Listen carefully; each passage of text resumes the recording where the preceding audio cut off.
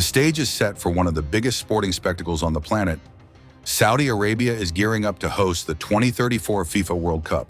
The last tournament, held in Qatar in 2022, shattered records, drawing an astonishing 1.5 billion viewers for the electrifying Argentina versus France final. But beyond the roar of the crowds and the glory of the game lies something even more jaw-dropping: the sheer scale of innovation behind the stadiums themselves. Saudi Arabia's vision for this World Cup is nothing short of futuristic. Perhaps most mind-blowing of all, an arena built hundreds of meters above the ground, right on top of the line. With less than a decade to go, the question remains, can the kingdom actually pull this off in time? Or is this a dream too big even for Saudi Arabia? Let's find out. Saudi Arabia has never been one to shy away from ambitious projects, and now the countdown has begun. In less than a decade, the country must pull off one of the most challenging undertakings in its history: the 2034 FIFA World Cup. 15 stadiums spread across 5 cities will host the biggest sporting event on the planet. But here's the real challenge. 11 of these stadiums don't even exist yet. They'll have to be built from scratch. The remaining 4, either undergoing major renovations or temporary upgrades just to meet FIFA's strict standards. One of the more unexpected host cities is Aba, tucked away in the southwestern region. Unlike the other planned stadiums, Aba already has one standing: the King Khalid University Stadium. It's getting a massive facelift, with its capacity expanding to 45,000. The renovation isn't set to begin until 2030, leaving just 2 years to get everything up to par before the tournament kicks off. Luckily, the city already has the infrastructure to support the influx of fans, with an international airport offering easy access to the venue. Once the tournament ends, the stadium goes back to serving the university and local community. On the other side of the country, right along the Persian Gulf, lies Al Khobar. Unlike Aba, this city is getting a brand new stadium, Aramco Stadium, a 46,000-seat giant set right in the middle of the city. One of the reasons Al Khobar made the cut as a host city is its close proximity to one of the largest airports in the world and its easy rail access from Riyadh. But here's what makes this project even more interesting. This stadium isn't just for the World Cup. It's already set to host the 2027 AFC Asian Cup. That means construction had to start early. Work kicked off in mid-2024, and if all goes to plan, the stadium should be ready by 2026. Then there's Eniam. If any host city feels like a wild card, it's this one. The details on the stadium are still scarce, but one thing has been confirmed. It's supposed to be built 350 meters above the ground, right on top of the line. If that actually happens, it would be the highest stadium in the world. But that raises a serious question. How is a structure of this scale even possible when the line itself is still in its early construction phase? And let's not forget the logistical nightmare. Tens of thousands of fans needing to get in and out of a stadium, perched on a futuristic city just 200 meters wide. As crazy as it sounds, Saudi Arabia seems dead set on making this happen. Looking at the progress on Trojana, the city set to host the 2029 Asian Winter Games, there's no doubt they're pushing forward. But with time running out, there's no room for mistakes. Moving west, the historic city of Jeddah is preparing for its own transformation. 3 brand new stadiums will rise here, alongside a major upgrade to the existing King Abdullah Sports City Stadium. One of the most ambitious projects in this region is the King Abdullah Economic City Stadium. Planned for the north of Jeddah, this stadium will anchor a special economic zone that's been developing for nearly 2 decades. Construction starts in 2027, with an opening set for 2032. But Jeddah's plans don't stop there. The Qiddiya Coast Stadium, another massive 46,000-seat venue, is designed with a unique twist. Its upper tiers are removable. Once the World Cup ends, the capacity can shrink down to 25,000, making it a perfect venue for concerts and esports competitions. The final new stadium, Jeddah Central Development Stadium, will be right in the heart of the city, blending into the surrounding landscape with architecture inspired by the historic Al Balad district. Jeddah's well-developed bus network and the Haramain high-speed railway, which connects the city to Mecca and Medina, make transportation a non-issue.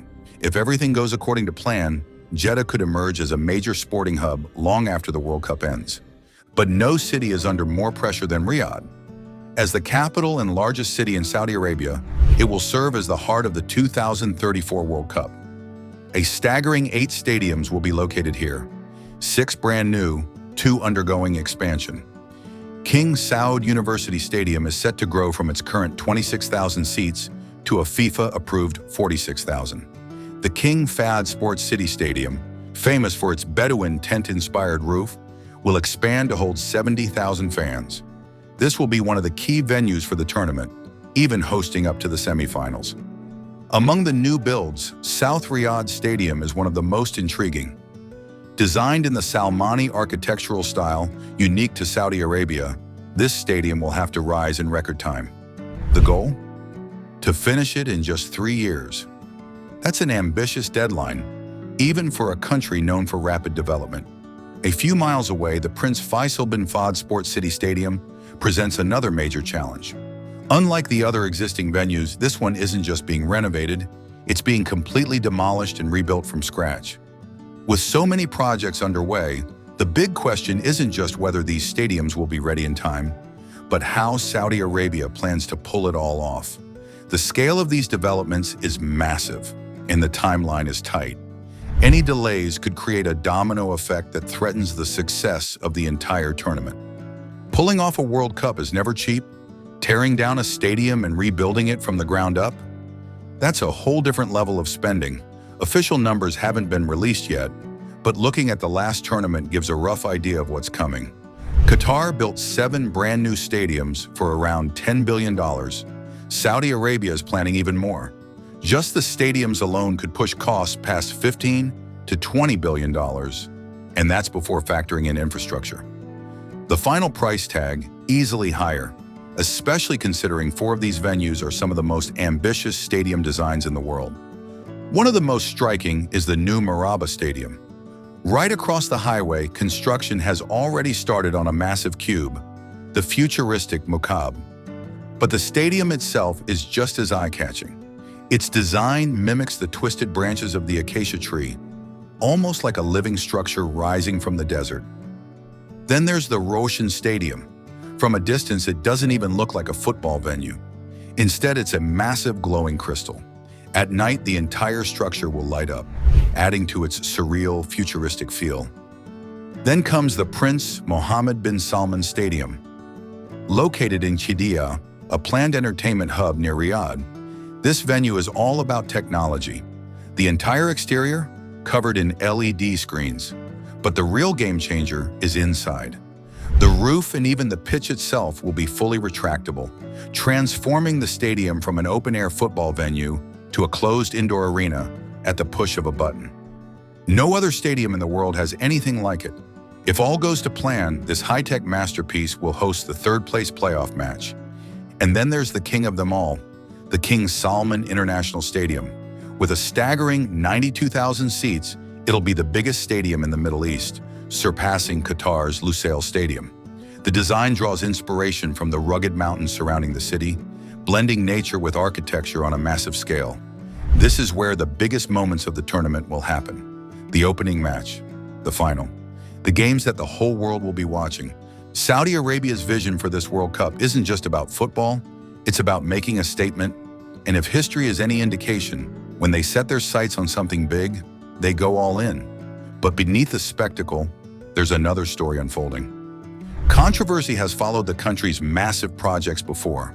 The Line, Neom, and other developments have raised concerns about forced relocations, labor conditions, and human rights violations. Reports of mistreatment of migrant workers have already put the upcoming tournament under scrutiny. Just before FIFA officially confirmed Saudi Arabia's bid, Amnesty International called for the process to be stopped entirely, citing human rights concerns. The tournament presents an opportunity to address these issues on the world stage. Whether that will happen remains to be seen. But one thing is clear, this World Cup is shaping up to be more than just a sporting event. It's a test of Saudi Arabia's ambition, infrastructure, and global reputation. And the world will be watching. Will Saudi Arabia rise to the occasion? Drop your thoughts in the comments, and as always, thanks for tuning in. See you in the next one.